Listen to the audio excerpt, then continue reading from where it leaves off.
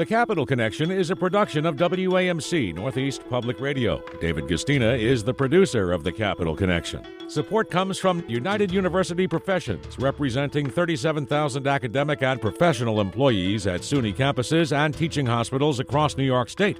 Frederick E. Cole, President, uupinfo.org.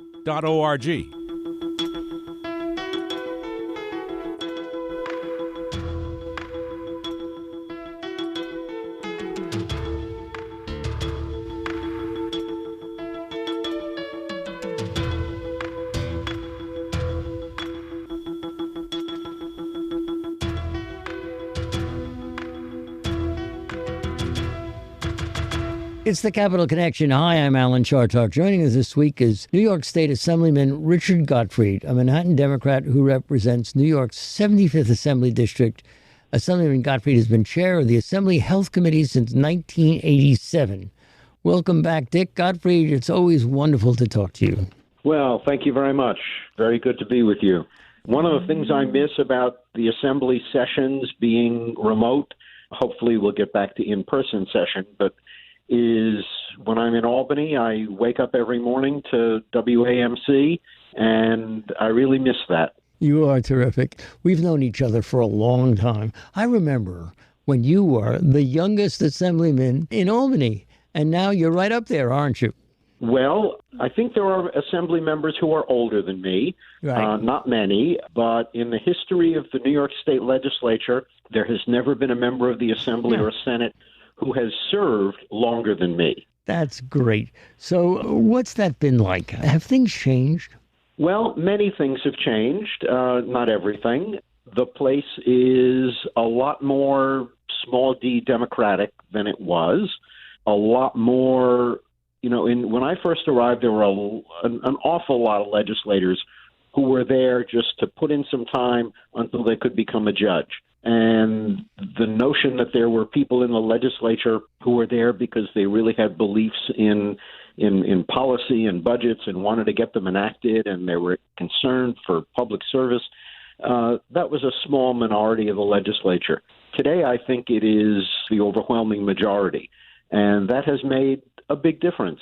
It's also dramatically more diverse in terms of so many more women than ever before, more people of color, younger people more than ever before. It's in many ways a very different place. Does the Speaker of the legislature have more power or less power than in the old days? Less, in the sense that rank-and-file legislators, as well as committee chairs, have a lot more say in the Assembly's decisions. It used to be if the Speaker said this, that's what happened. And members of the Assembly were, by and large, happy to be led. Obviously, that wasn't true of all of us, but it was true of the bulk of members who, again, were there for some career advancement that had little, if anything, to do with getting bills passed. Dick Gottfried, you made news this week. The new governor, Governor Hochul, agrees to consider decriminalization of prostitution. Now, when you were a freshman lawmaker in the State House nearly 50 years ago, you were talking about that then. So all these years later, what's the pluses and minuses of legalizing prostitution? Well, I don't know what the minuses are. I think the pluses are it would give people who go into sex work a lot more safety and dignity and control over their lives. It would give them an opportunity for the rights that working people have. Because they now operate in an entirely criminal environment, if they need help, there's really no way to get it. They have no rights. They have no safety. Countries that have gone to a legal market for sex work have found a much improved environment in terms of safety and the rights of sex workers and their welfare. For 2,000 years, we've tried the model of sending the police after sex workers. It has never worked. I think it's time to face up to the fact that, sex between people is legal in this country. I can't think of any activity that is legal to engage in, but not legal to get paid for. And I think it's time to change. And I think the exciting thing about Governor Hochul even discussing the topic is that, as happened with same-sex marriage a few years ago. When people talk about it, people's minds begin to open. People begin to say, yeah, why not? And obviously, sex work is not going to become legal without a lot of people changing their thinking. And I think having a governor even talking about the idea is a major step towards changing people's thinking. So how do you assure people about the health concerns of all of that? Is there going to be an inspection process? I mean, how's it going to work? Well, none of the legislation under consideration, my bill or the bill for a much more limited form of decriminalization, gets into that kind of detail. You know, we allow people in this country to have sex, and we don't have laws that require them to use condoms or take other precautions. I think that's something that we would most likely rely on people's good sense. Whether at some point you impose some sort of health regulation would be an interesting concept, but where I think in terms of the prospects for legislation, that's probably a ways down the road. You know, my bill is not something that's going to become law this coming session. I understand that. It's going to take a lot of time working out maybe more details, certainly changing a lot more minds. Let me ask you this. Have you talked to your colleagues about this? What are they thinking? I've talked with many of my colleagues, quite a few who are co-sponsors on the bill, think it makes perfect sense. There are many who believe in the what has for some reason come to be called the Nordic model. I guess maybe it's the way they do it in Sweden, where the sex worker himself or herself is legalized, but the customer and the manager, what the person who might be called a pimp, are still in a criminal environment. And there are legislators who find that model attractive. To me, the problem with that is that it still keeps sex work in a criminal environment, and I think that as long as it's in a criminal environment, sex workers are not going to have the safety and protection and the rights that they ought to have. Yeah. You know, and then, of course, there are many legislators who are opposed to any change. So it's something people are thinking about and talking about. And the more conversation there is, I think the more the issue will progress. Dick Gottfried, let's move to a different subject. I want to talk to you a little bit about bail reform. This is one of those interesting areas where theoretically bail reform was meant to be. But in fact, there are people who are now saying this rise in criminal behavior and murders and the rest of it comes because we are letting people out who shouldn't be let out. Now, how do you reconcile those two ideas? Well, I think you have to look at the facts. Actually, I was looking at a story on the front page of the New York Times that says that while murders have spiked, the vast majority of during the COVID epidemic, the vast majority of crimes have in fact not gone up or have gone down. You know, if bail is a factor, it's a factor in the vast majority of crimes other than murder. People who are under our bail reform law, people who are committing assault with weapons or murder or that sort of violent crime are not affected by bail reform. It's overwhelmingly, nonviolent property crime that is the subject of bail reform. So I don't think there is really any evidence that bail reform is responsible for any of the elements of increased crime that we've seen during the pandemic. There are, in fact, some statistics that show that despite the law, in New York City, there are judges that are sending more people to Rikers Island than ever before, which is part of the cause of the problems on Rikers Island. So I don't think people who point to an increase in gun violence or the murder rate and say that's because of bail reform, I don't think there's any evidence for that. Let's talk a little bit about your role as chairman of the Health Committee. You are known as the expert in the state legislature on health. You've just lived through the Cuomo regime, and a good deal of that, of his downfall, had to do with health. I wonder if you could discuss all of that for us for a minute. Well, unfortunately, during Governor Cuomo's tenure, there was a steady and definite decline in the health department. Lots of talented people left, and while there's always turnover, these talented people who left were not being replaced by new talented people. It's just been a decline in the department. Almost all major decision-making about the health department has been shifted away from the department into the governor's office and the division of the budget. Some of the things that went on and may still be going on with COVID, I think were particularly distressing. The lack of candor about statistics, how many people how many nursing home residents got sick and died. Keeping that data hidden and dishonestly releasing portions of it was really inexcusable. And I've said one of the reasons why we require the health commissioner to be a physician is not just because doctors know a lot of stuff that you and I don't know.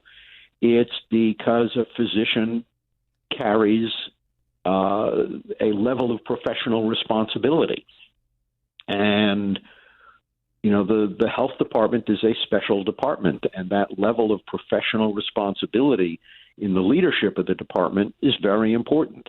And unfortunately, under Governor Cuomo, I think that was seriously and steadily undermined. Do you think that his proximity to the department was a little too close? In other words, you're saying it makes sense that a doctor would be the head of the department. I get that. But there are those people who think that Cuomo was calling in the plays. Very definitely. And he was, when COVID hit, instead of relying on the department and using its expertise, he assembled a team of outsiders who were, by and large, either people who had been close to him or close to his father, but were not part of the government, or at least were not part of the health department. And I think that further undermined the department and enabled decisions to be made without real public oversight and transparency. And, of course, with the Medicaid program, it has been – the Medicaid program has always been on something of a starvation diet because in this country that's how we treat programs that are seen as being for poor people. But it has been excessively restricted by the division of the budget under Governor Cuomo, and I'm hoping there will be some changes with Governor Hochul. Did you think that Governor Cuomo was corrupt? Corrupt, like in a traditional financial sense? Well, across the board. Was it your sense that the accusations that had made of him led to an assessment of corruption? I think under Governor Cuomo, more so than under some of his predecessors, decisions were made other than strictly on the basis of merit. They were based, I think, more so on what enhanced his power or based on external political pressures that he eventually felt he had to cave into. A lot of people have observed that almost every progressive initiative that the governor would brag about, and justly so, were almost all things that he had to be dragged kicking and screaming to do, whether it was same-sex marriage or raising the minimum wage or marijuana, both the medical legislation and ultimately the adult use legislation. All were like pulling teeth to get the governor on board. Let me ask you this, Dick Gottfried. Are you feeling that Kathy Hochul should run for another term and win? Well, we're just at the beginning of getting to know her. I think she is just at the beginning of getting to know herself as governor.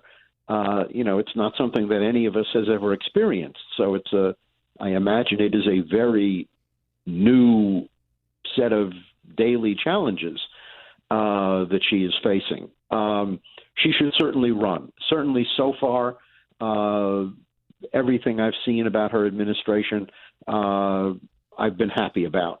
She's doing a lot of good things. How that will all play out 6 months or more from now when we're looking at the 2022 primary, who knows? But certainly, in my view, she's off to a very good start, and it's very encouraging. Do you expect that there will be a heavily contested primary? You know, who knows?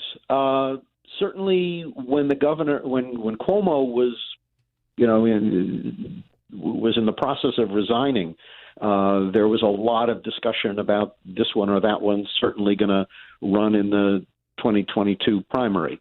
Who knows? If Governor Hochul continues with the very positive reaction she is getting, then I think challenging her would be very difficult. But what things will look like a few months from now, she and you and I are all going to have to find out. Okay, let's talk about ethics reform, both in the governor's office and in the legislature. We had an organization called J-COPE. Some people called it J-Joke, pretty much under the control of the outgoing governor. What do you think we should do to instill ethics reform or have ethics reform, Dick Gottfried, in the state legislature? Well, in terms of the legislature itself, I think making J-COPE more independent of influence by not just the governor, but elected officials generally. How do you do it? How do you do that? Makes sense. Well, I think you've got to maybe diversify who appoints the members of J-COPE. Would probably be the main thing. And, today, in order to bring charges, for example, against a member of the legislature, you have to have a certain number of the legislative appointees on J-COPE have to sign off on that. Which and if it's someone in the governor's administration, you have the same kind of requirement on his side. That kind of guarantees that serious matters relating to people either in the legislature or the executive branch are going to have a very hard time moving forward. Within the legislature itself, the main reform that I think should happen, and many of my colleagues support this, many of them think it's a horrendous idea, is to bar outside income.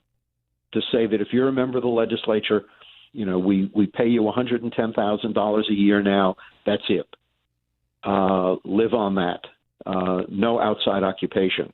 The last time I had an outside occupation was I was briefly a very part-time lawyer and gave that up in 1974.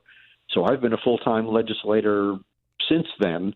By the way, in 1974, when I went to do my taxes for that year, it turned out my net income from the practice of law was $82. So I was pretty much a part-time legislator. I just hadn't faced up to it. But I think having legislators having outside employment, for most of us, most legislators who have an outside job, it has almost nothing to do with their legislative work, and it's not a big deal. But for some, it can be very distracting, shall we say, particularly people who are in service businesses like practicing law or insurance and what have you. The potentials for looking the wrong way are significant. Dick Gottfried, I hate to ask you this question as the longest-serving member of the legislature, but I get letters all the time saying, put term limits on these guys. What do you think? I think it's about the worst idea, worst thing we could do. You don't want a whole legislative body made up of people who've been there for 50 years or more like me.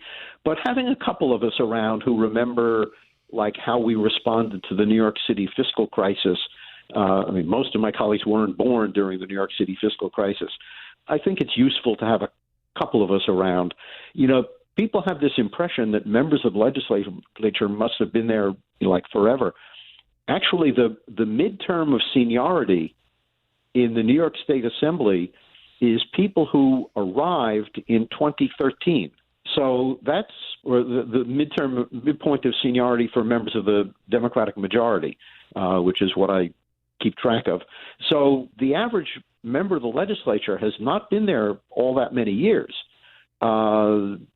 We in this last in the 2020 election, we elected 19 freshmen, and that is after a couple of election cycles where we elected over a dozen freshmen. So there's a lot of new blood in the legislature, and I think it's a good mix.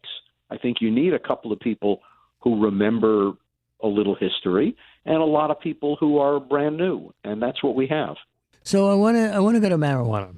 I live across the border in Massachusetts, and a lot of New York license plates that are marijuana joints. I think we have 5 or maybe 7 in the town of Great Barrington alone. There's been a lot of talk about marijuana reform, and yet I just always want to thank the legislature and the governor and everybody else for abating our taxes by not doing that much on your end of things. How's that going? Well, on the legislature's end, we enacted allowing adult use and sale for adult use. It has taken a lot longer than it should have to get the regulatory system up and running. If you think of alcohol, we have a very elaborate system of regulating who can produce and who can sell alcohol. We're doing something very similar with marijuana, but it has been extremely slow going in getting it up and running. And that, again, is one of my criticisms of the Cuomo administration. There were an awful lot of things that the legislature enacted that just took years and years to get implemented. And implementation of adult use and regulation and sale and taxing of marijuana has been taking an awfully long time to get set up. Dick Gottfried, I want to go back to your expertise, your particular expertise in healthcare. There's nothing that's talked about or thrown around more in the United States than universal healthcare coverage. And as the pandemic rages, lawmakers reintroduce New York Health Act with majority support from the state legislature, screams the newspaper. So where are we going with that? Well, that's the bill that I have been introducing in the legislature since 1992. Seems like yesterday. Seems like yesterday. The old joke, I remember it like yesterday, except I can't remember yesterday. Right.